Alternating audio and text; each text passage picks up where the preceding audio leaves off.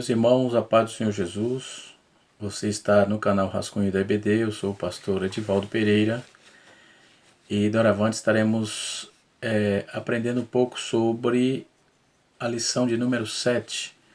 Lição de número 7, que tem como título A Queda do Ser Humano, que também é um assunto muito discutido por duas linhas de pensamento teológica, e nós vamos pela Bíblia. O que a Bíblia disser, está dito. Caso contrário, não vamos acreditar, ok?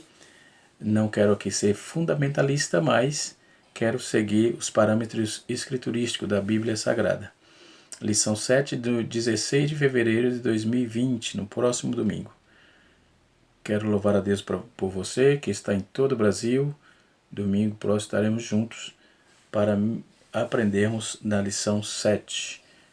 E nós vamos encontrar aí a leitura bíblica em classe inserida no capítulo de número 3 do Gênesis.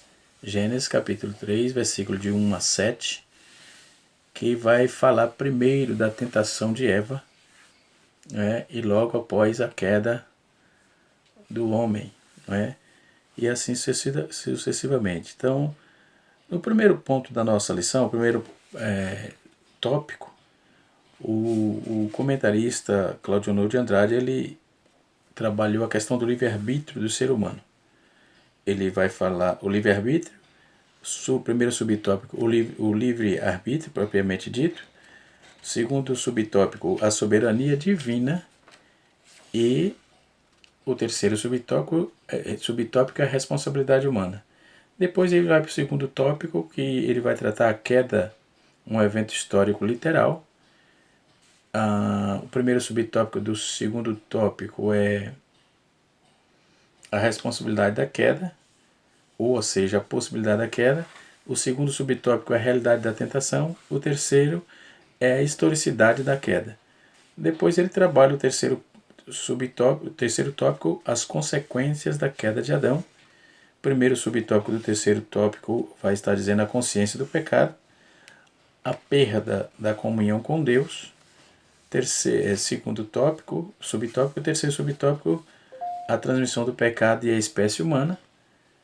E no quarto subtópico ele vai trabalhar a enfermidade da terra. E o quinto subtópico ele trata da morte física. E depois a conclusão. Muito bem, é o que vamos estudar nesse domingo, dia 16 de fevereiro. Muito bem. Para começar, irmãos, nós temos aqui a questão da árvore da vida e questões assim. No primeiro momento, vai ser tratada a questão do livre-arbítrio. Tem duas linhas teológicas que trabalham essa questão. Duas linhas teológicas que eu particularmente não gosto de debater, visto que são linhas tênues. Todos os dois vão errar. Então eu vou ficar com a Bíblia. Mas é claro que os dois também acertam. Quais linhas? Calvinismo e arminianismo. Nós, assembleanos, somos tendentes a seguir a linha arminiana. Nós somos tendentes a seguir a linha arminiana, quero aqui dizer que também condenamos o pelagianismo ou semi-pelagianismo. Então, dentro dessas propostas bíblico-teológicas, nós vamos trabalhar diretamente com o que a Bíblia vai nos propor. Ok? Então, baseado nesse contexto, vamos para a aula propriamente dita. A questão do livre-arbítrio pode nos entender. Para entender melhor, precisamos compreender as duas linhas, conforme eu falei. O calvinista, por exemplo, os calvinistas acreditam que o homem não transforma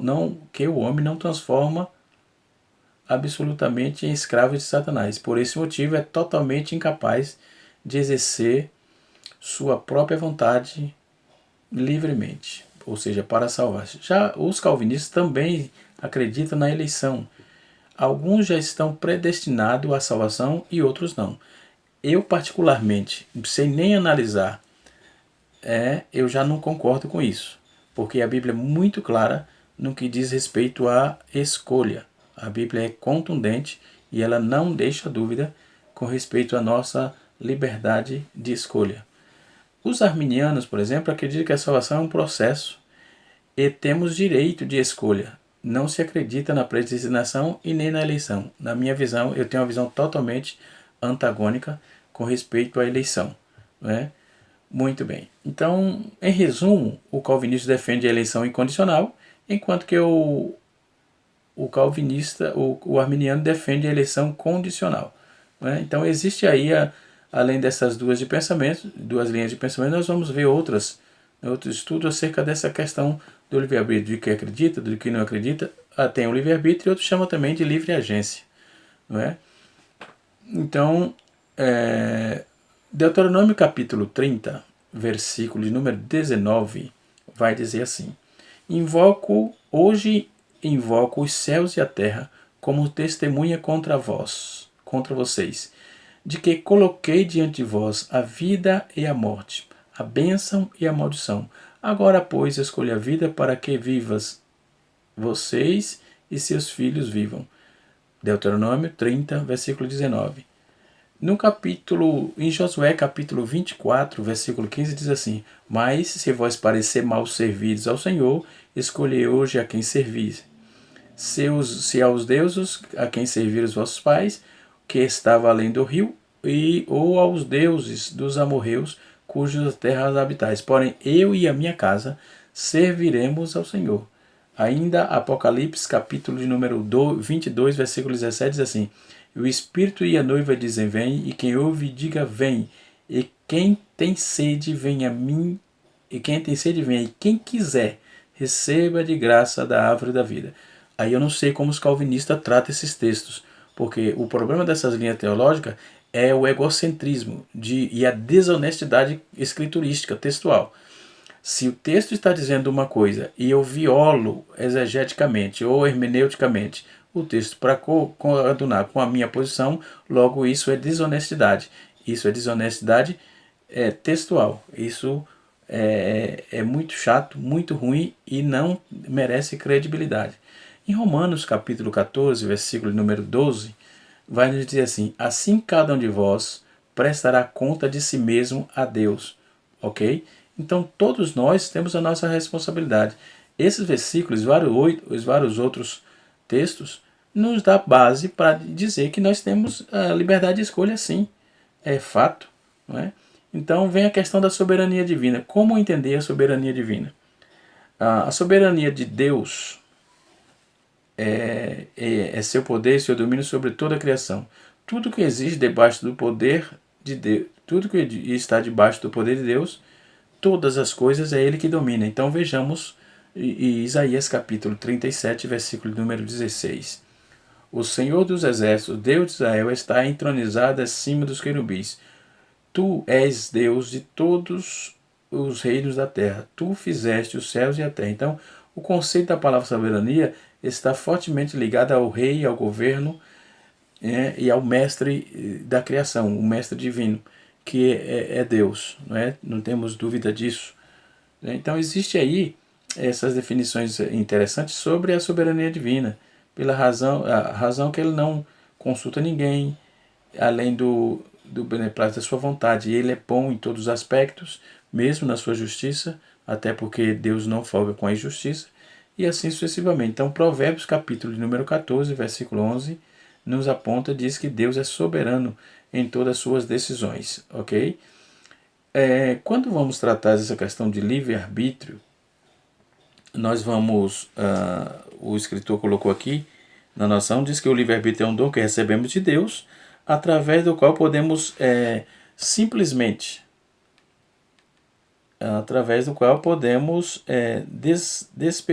desimpedidamente escolher o bem ou o mal. Deuteronômio 28, versículo 1, Josué 24, 15, que eu já citei, 1 Reis capítulo 18, versículo 21 e Hebreus capítulo número 4, verso 7. Sem o livre-arbítrio não seríamos o que hoje somos, ou seja, somos autônomos, conscientes da nossa própria escolha e do nosso lugar no universo, criado por Deus. Então, nós temos a escolha, temos a liberdade de escolha. Eu vi um dia desse um comentário de um camarada dizendo que essa eleição tem teor semi-pelagianismo. Eu não concordo. O pastor Claudio Andrade foi foi contundente nas suas colocações e nos comentários, no texto aqui aludido por ele. Parabéns aí ao pastor Cláudio Honor de Andrade. Não é? Existem alguns princípios aí que devemos seguir com relação a essa questão. Por quê? Deus, tudo é de Deus, tudo é dele, é para ele. Sejamos gratos pela vida, pois ele pagou o alto preço por nós. Tudo é de Deus, vem de Deus e é para ele. Tudo é dele, então não devemos questionar a sua soberania, né? Depois vem a responsabilidade humana, porque nós temos hoje o contexto, principalmente os pentecostais. Não todos, claro, não generalizo, mas os neopentecostais. Eles vêm trazendo uma situação assim: quando as coisas dão certo, foi Deus que fez. Quando as coisas dão errado, foi o diabo que fez. E da responsabilidade humana ninguém fala nada. Mas saiba que nós temos a nossa responsabilidade. A nossa escolha, as nossas decisões decidirá o nosso destino. O que é que você tem escolhido? Servir a Deus ou servir a suas próprias intuições? Aí a responsabilidade é exclusivamente sua e Deus não toca a mão. Se tiver de vir castigo, tiver de vir maledicência, vai vir e você vai pagar pelos atos maléficos que cometeu. E assim sucessivamente. Desde que não se dobre à soberania de Deus, à grandeza de Deus, entendeu? Então a responsabilidade humana. Entre o livre-arbítrio e a soberania de Deus tem esse meio aí, que é a responsabilidade humana. Nossa responsabilidade é muito ampla, é larga, bem alargada dentro desse contexto. Entre elas podemos destacar algumas coisas aqui. Por exemplo, escolher a bênção, entendeu? E a maldição nunca escolher, porque Deus aconselha, olha, está aqui o caminho da bênção e o caminho da maldição. Escolhe, pois, a vida para que vivas. Conforme já disse aqui no capítulo, e está inserido na lição também, capítulo 28 de Deuteronômio, versículo de número 1. Se santificar a respeito e respeitar o nosso próximo, Hebreus 12, 14. Pregar o evangelho a toda criatura, cumprir o do Senhor, que é Marcos capítulo 16, versículo 15, e buscar o Senhor de todo o coração, conforme Jeremias capítulo número 12, 29, verso 12. Entendeu? Então, dentro desse contexto, podemos aprender sobre isso, né? A soberania divina tem todo esse lastro e nos dá aí a liberdade e nos aponta também para a responsabilidade humana. Livre-arbítrio, soberania divina e responsabilidade humana, não é? No segundo subtópico, o escritor da revista ele vai tratar sobre a questão a queda, um evento histórico. Então, a apostasia de Adão se deu em consequência do conflito entre o livre-arbítrio humano e a soberania divina. Neste episódio, houve a possibilidade da queda, é a realidade da tentação e a historicidade da queda. Então, a possibilidade da queda. Dentro desse contexto aqui, no Jardim do Éden tinha duas árvores: a árvore da vida e a árvore do conhecimento do bem e do mal. Não é? Se o Senhor Deus fez brotar da terra toda a árvore agradável e boa para a comida, então a árvore da vida no meio do jardim, a árvore do conhecimento do bem e do mal, estava inserida lá, conforme Gênesis capítulo 2, versículo 9. Então a ordem de Deus foi para não comer a árvore do conhecimento do bem e do mal. Já a árvore da vida poderia comer tranquilamente, né? Então, a seguir, veremos aí uma explicação totalmente, lembrando-nos de todo o conteúdo. Por exemplo, a árvore da vida. Existem várias teorias acerca desse assunto, né? Mas o que mais encontramos aí plausível é exatamente esse contexto aí da árvore da vida. Enquanto Adão e Eva se alimentavam do fruto da árvore, eles eram imortais, isto é, eles não morreriam. Há muitas perguntas acerca disso, porque o homem foi criado por Deus com todos os adjetivos, todos os predicados que você possa imaginar, e Deus criou todas as coisas, viu que era bom, não é? Viu que era bom. E tem Bíblia que vai dizer, viu Deus que era muito bom. Então Deus não criou nada mal, Deus criou tudo bom, tudo perfeito. Agora a criatura é que se tornou, é que foi escolher, que optou por escolher o que é errado, logo a justiça de Deus vem, que ela não folga com a injustiça, né? Então a Bíblia diz, depois que eles pecaram, Deus colocou um querubim, ou seja, caminho da árvore da vida, para que eles não voltassem a comer do fruto. O motivo é, eles não podiam mais viver para sempre, pois o pecado entrou no mundo e o salário do pecado é a morte. Então a árvore do conhecimento do bem e do mal existe dentro desse contexto. Ele quis, a Bíblia vai dizer que o Satanás se incorporou na serpente e ela ofereceu que a Eva fosse igual a Deus, para querer ser igual a Deus. Logo, isso é um disparate muito grande, que Deus não criou ninguém igual, todo mundo é diferente. Imagine igual a ele. Nós somos semelhança, imagem e semelhança, mas não somos iguais ou igual a Deus. Em nenhuma hipótese isso acontece. Não é? Porque somos criaturas, não somos autoexistentes, somos mortais, não somos imortais, nós não somos transcendentes, nós não somos imanentes, pelo contrário, somos limitados, entendeu? E ela pegou esse negócio aí e acabou, como dizia o pastor Cícero Canuto de Lima, já de saudosa memória, acabou se estrubicando, não é? Muito bem.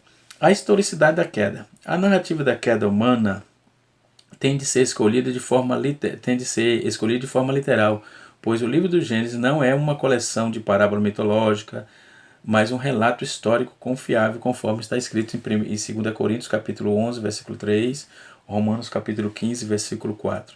Então, tratemos aí com temor e temor sobre a Bíblia Sagrada, a inspiração, a inerrante, infalível palavra de Deus. Né? Então, a realidade da tentação. Ao ser tentada pela serpente, Eva deixou-se enganar pela velha e bem arquitetada mentira, que eu falei agora há pouco, de ser igual a. Ninguém é igual a Deus ou qualquer outra coisa. Eu sou Edivaldo, não tem alguém igual Edivaldo, não é? Você pode ser melhor que eu, só não pode ser melhor que Deus, porque Deus é Espírito. Dentro desse contexto, ninguém é igual a ninguém, ok? No instante que Gênesis capítulo 3, versículo 1, Gênesis de 1 a 6, e ainda Colossenses capítulo 11, 3, no instante seguinte Adão e Eva pecaram contra Deus, tendo em vista a representatividade de Adão, foi ele responsabilizado pela entrada do pecado no mundo, conforme capítulo 5, versículo 12 de Romanos. Em Romanos está escrito. Então a narrativa da queda pode se ter escolhido de forma literal, pois o livro do Gênesis não é uma coleção mitológica, como eu já disse aqui, não é? Então é a palavra de Deus. Tem gente dizendo que contém, não, é a palavra de Deus. A Bíblia é a palavra de Deus, não é? E assim sucessivamente. Então, as consequências da queda. Alguns tópicos, por exemplo, a serpente passa a andar sobre o seu ventre e se torna mais maldita dentre os animais. Aí as primeiras consequências, né? Capítulo 3, versículo 14 de Gênesis. A mulher foi multiplicada grandemente a dor de parto. Capítulo 3, versículo 16. O homem foi incumbida a responsabilidade de lavar a terra para obter o alimento. Capítulo 3 de Gênesis, versículos 17 e 19. O homem dominará a mulher. Capítulo 2, versículo 16. A terra passou a ser maldita e produzir espinhos e cardos, que tem tradução que diz abrolhos, né? Gênesis capítulo 3, versículos 17 e 18. Adão e Eva são expulsos do paraíso. São consequências da queda. Isso aí são as consequências da queda. Adão e Eva são expulsos do paraíso para lavrar a terra. Capítulo 3, versículo 23. O querubim e uma espada inflamejada foram postas para interceptar o caminho da árvore da vida, que é o que mantinha-os com vida eterna, se fosse o caso. Não é? Então, para guardar o caminho da árvore da vida, capítulo 3 de Gênesis, versículo 24. O pecado entrou no mundo, conforme capítulo 5 de Romanos, versículo 12. E a morte também entrou no mundo, no capítulo 5, verso 12 de Romanos. Então, dentro dessa questão, podemos ver aí anomalias que trouxe ao homem, ao ser humano, uma problemática muito grande, não é? Que é as consequências da queda, e uma boa parte do que temos hoje, do que sofremos hoje, é consequência e fruto dos pecados, entendeu? Então, por exemplo, como é visto a queda do homem nas religiões abraâmicas, por exemplo, né? Ou simplesmente a queda? Refere-se à primeira transição humana de um estado de inocência e obediência a Deus para um estado de culpa e desobediência. Então ele era inocente e era obediente. Passou desse estado, caiu, ele passou a ser aí culpado e desobediente. Entendeu? Então essa é a crença bíblica, é o que a Bíblia nos aponta. Então essas religiões, os primeiros para o Evangelho, por exemplo, os seres humanos, Adão e Eva, viviam com Deus no paraíso, mas são enganados ou tentados por uma outra criatura a comer o fruto da árvore da ciência, né? Da árvore que Deus disse para proibir, que não era para comer. Quando fizeram isso, eles sentiram-se vergonha na sua nudez e são consequentemente expulsos. Então a queda não é mencionada pelo nome na Bíblia, ou no caso nas religiões, no Alcorão, por exemplo, a história da rebeldia é recontada aí de duas maneiras diferentes. Não é? No cristianismo, que é o que nós fazemos parte, em particular, a queda se refere a todas as implicações teológicas da humanidade extraída do pecado de Adão. Não é? Então não tem como tirar isso. Não tem como tirar isso. Não é? Adão e Eva pecaram e isso trouxe consequências, e Paulo resiste a isso, vai dizer no capítulo 5, versículo 12, que todos pecaram. Não é? Então nós estávamos aí, 1 Coríntios capítulo 15, versículo 21 a 22. Então, alguns cristãos acreditam que a queda degenerou todo o mundo natural, incluindo a natureza humana, fazendo com que o ser humano nasça em pecado. Né? Mas é o que a Bíblia que diz. Davi disse: eis que em pecado fui formado, iniquidade fui formado, e em pecado me concedeu a minha mãe. Né? Então, fora disso, são inconsequências e, como eu disse no início, desonestidades escriturísticas, textual. Né? Então, os protestantes, por exemplo, acreditam que Jesus morreu. A morte de Jesus foi um resgate pelo qual o homem tomou para sempre livre, tornou-se para sempre livre do pecado, desde que ele obedeça a palavra de Deus, desde que ele sirva a Deus. Né? Então, conforme nós já tínhamos trabalhado, né? Então, na verdade, os alunos, nós, outros professores, devemos pesquisar aí sobre os parâmetros aí, ou dizer para os alunos pesquisar qual foi a primeira mentira que a serpente disse à mulher. Não é? Compare com Deus, o que Deus havia dito. A resposta da primeira pergunta está em Gênesis capítulo 3, versículo 4. Não é? A resposta da segunda questão está em Gênesis capítulo 2, versículo 16 e 17. Não é? Por que a serpente quis mentir? Quais os propósitos de Satanás? João 10, 10. A resposta: qual o seu apelido? João 8, 44. Qual o nome do fruto que não poderia ser comido? Gênesis capítulo 2, versículo 17. Qual é o que o homem poderia comer? Gênesis capítulo 2, versículo 16. Existe o mito da maçã e aquele negócio todo. Isso tudo é mito, não tem nada a ver de historicidade, nem de escritura. Não, isso é mito da mente humana, não procede, não tem documento nenhum registrando essa demanda. Okay? O que aconteceu imediatamente após a desobediência? Em Gênesis capítulo 3, versículo 7, está lá a resposta. Não é? Então, isso é um exercício para você fazer, tá certo? Caro aluno, caro mestre, e assim sucessivamente. Por causa da desobediência, o homem perdeu a comunhão com Deus, foi expulso do paraíso, o pecado passou a todos os homens. Não era esse o plano de Deus, mas o homem teve liberdade para decidir, embora os calvinistas não acreditem, mas está intrinsecamente ligado no texto. Na Bíblia não tem o que fazer. Não tem o que fazer. Como já dizia no latim, sine qua non. Não tem o que fazer. Né? Então a queda do homem está voltada para essa questão aí. Foi um evento histórico. Não existe prazo na Bíblia para outro tipo de interpretação. Não tem como interpretar diferente. Algumas pessoas insistem em tentar interpretar a história da queda humana como uma alegoria ou um mito, mas a Bíblia é clara em afirmar que a historicidade desse evento, qualquer interpretação é desconsiderada aí pela Bíblia. A própria Bíblia contradiz esse tipo de situação. Né? Para os que defendem uma conciliação entre evolucionismo e criacionismo, a queda foi um momento de despertar da autoconsciência e da personalidade do homem, mas esta é uma interpretação totalmente contrária à Bíblia. Então, essa interpretação não tem conteúdo escriturístico, neotestamentário ou veterotestamentário. Aliás, veterotestamentário não tem nenhum contexto dentro disso. As consequências da queda, o escritor colocou aqui, né, a transmissão do pecado à espécie humana. Sendo Adão pai de toda a raça humana, seu pecado acabou por alcançar todos os homens. Aquilo que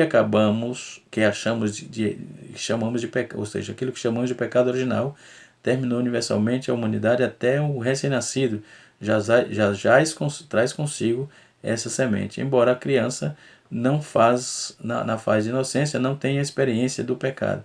A iniquidade adâmica acha-se impregnada em seu interior, preste a ser despertada. Somente em Cristo podemos aí vencer tanto o pecado original como o experimental. Então, mais dentro desse contexto vem a questão das enfermidades na terra e assim vai. O que aconteceu depois da queda? Já falei aí que o homem perdeu a comunhão com Deus e toda a problemática intrinsecamente ligada a essa questão. Então, questionado por Deus, o comportamento do primeiro casal caracterizou o tipo de comportamento do pecador. Adão tentou colocar a culpa no próprio Deus e, consequentemente, na mulher. Ele disse: foi a mulher que tu me deste.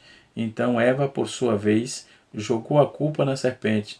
E esse comportamento ainda continua o mesmo, pois sempre tentamos buscar justificativa para nossos erros. Precisamos aprender que Deus perdoa o pecado e não justificativas.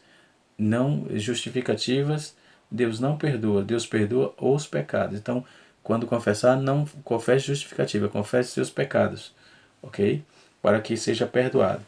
Então, qual era o fruto do conhecimento? Definitivamente a Bíblia não explica isso, ou especifica qual é o fruto daquela árvore do conhecimento que Eva e Adão comeram, né? Mas seja qual for, de que maneira a Bíblia nos ilustra, ela é uma ilustração para o conhecimento ilimitado que o homem desejou adquirir através da sua desobediência.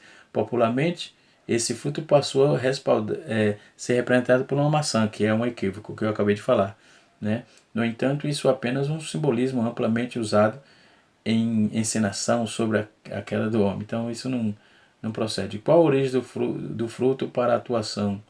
Né? De fato, a Bíblia não dá nenhum indício sobre esse fruto e só vai tratar mesmo da queda do homem. Então, a sentença que Deus trouxe ao homem, a morte seria uma realidade a partir daquele momento e assim sucessivamente. Então, a sentença que Deus deu à mulher após a queda do homem, Deus disse: multiplicarei as dores de parto da mulher. Isso significa que sem pecado o parto seria um processo natural e sem complicação. Mas algumas pessoas ainda tentam sugerir que, de fato, pelo fato de Deus ter aumentado as dores de parto, Eva talvez teria tido alguma experiência do parto anterior. Isso também fica num vácuo porque a Bíblia não nos aponta isso. Imaginação humana não se leva em consideração tanto assim, né? Então a sentença após a sentença sobre o homem e a natureza. A Bíblia diz que depois do pecado a geração, tudo que existe na terra geme e etc. Então essa questão da queda adâmica, né, é um problema, né? Os efeitos para a humanidade? Quais foram os efeitos da queda do homem para a humanidade? No capítulo 3 de Gênesis, Eva foi expulsa do jardim, eles também foram impedidos de se aproximar novamente da árvore da vida.